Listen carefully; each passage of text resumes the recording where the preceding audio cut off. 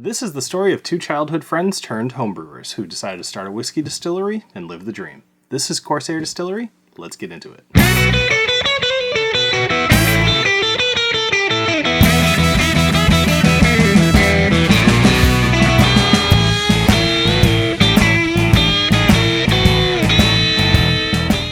Hello everybody and welcome to the Whiskey Dictionary, where I do the research to try to teach you a little something about what you're drinking. Today I want to talk to you about the Corsair Distillery because frankly, they're worth a little bit of praise. They're doing some really cool stuff and they've won a lot of awards and you may never have heard of them. So I'm going to talk to you about their history, I'm going to talk about the triple smoke, the dark rye, and we're going to talk about the overview and I'll let you know if it's worth your money or not.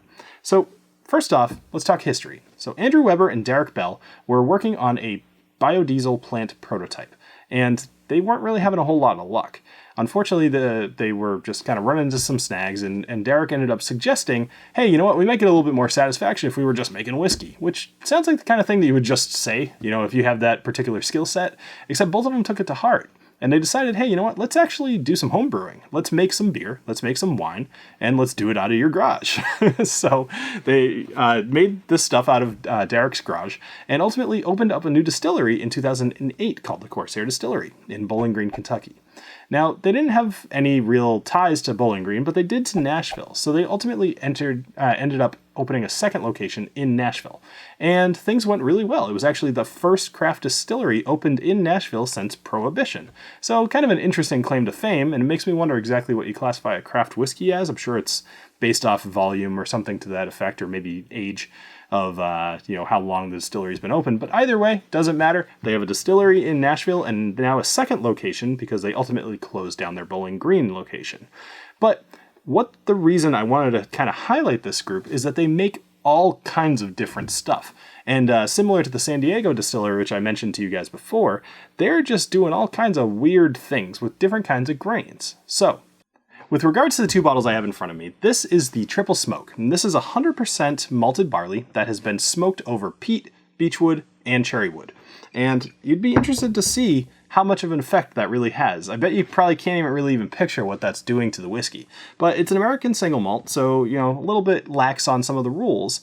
And it's kind of a cool concept. It's put into a pot still, new charred oak barrels and everything, but this one in particular is only 7 months aged, so it's really got a lot of distinct flavors that haven't had a chance to mellow too much, but I will say it's not harsh. So interesting, we'll go into that in a minute. Now the dark rye over here is 61% malted rye, 4% malted chocolate rye, and 35% malted barley. And it's interesting to see how that 4% chocolate rye really does make a bit of a difference. So I've thought a little bit, and I'm going to go into the triple smoke first because it's a little bit sweeter. Although it has peat, it holds up better than if I were to do the rye first. I think you kind of get what I'm saying here. All right, so let's go ahead and have a sniff. So it smells like most American whiskeys that you're going to smell, especially younger ones. It's not off-putting whatsoever. American whiskeys tend to smell very sweet, or at least to me they do. Obviously there's variety, but in this case, this smells very sweet. There's a little bit of a cherry smell, our scent there, note there.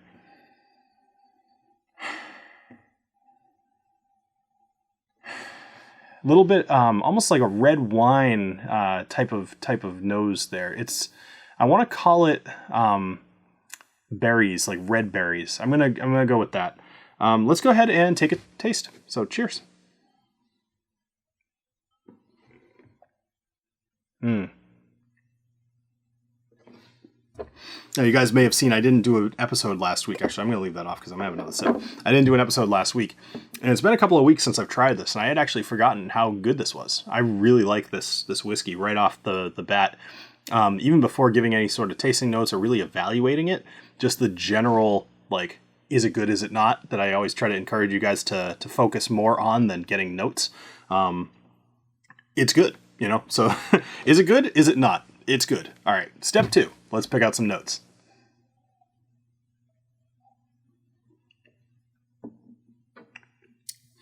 So there's the most subtle hint of smoke in there that is almost as if you were to have a cocktail where they, you know how like they'll do the torch over the wood, turn the cup over, let it kind of fill with smoke, and then pour your cocktail in there. Almost like that. Even possibly a little bit more subtle, where it's almost just been kind of like kissed by that smoke. There's cherry flavor in there, almost like the syrup in Luxardos. Love that flavor. I could eat Luxardos out of the jar, but just tasting that in a whiskey has become something that I really enjoy.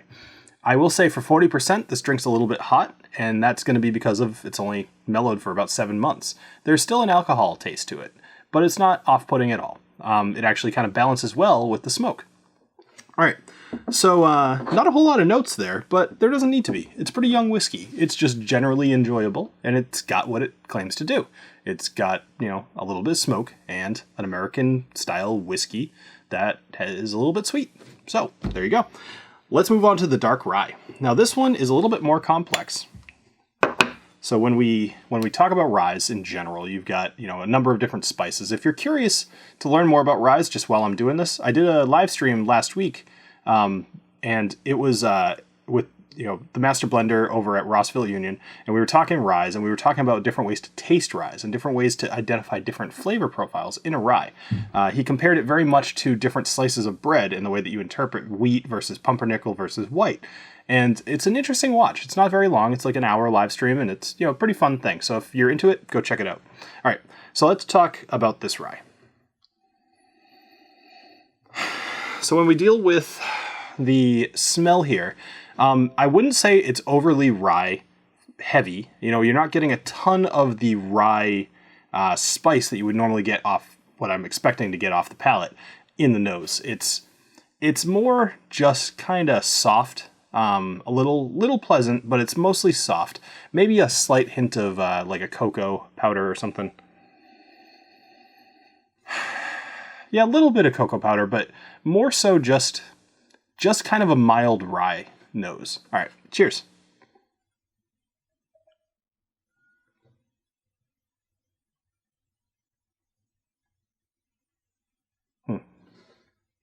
Try not to swish too much because I know sometimes the mic can pick that up.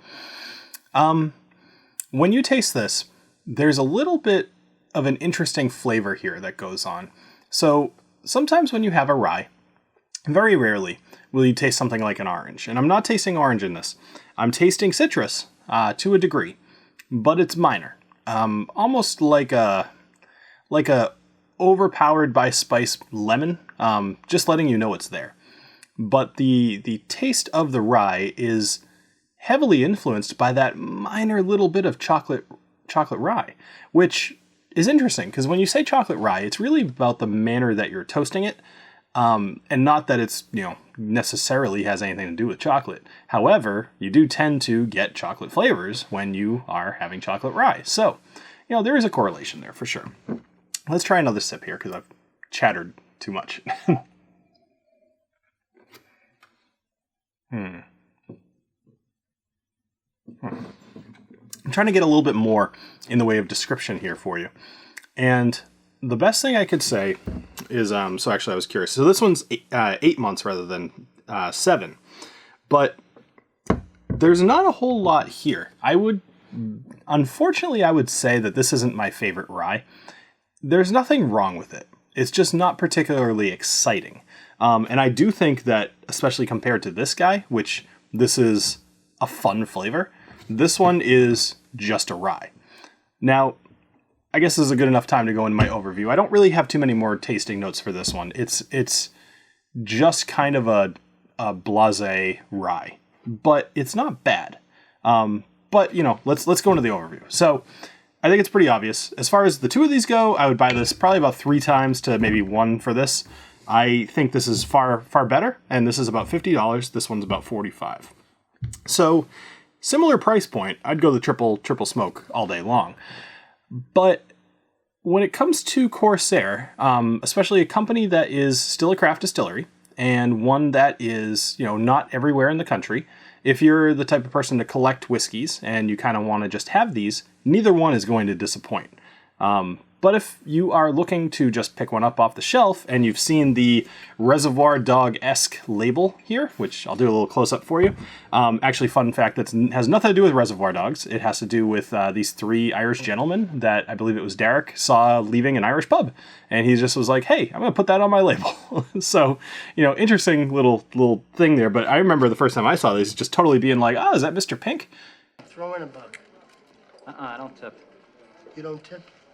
No, I don't believe in it. I hope you guys get that reference.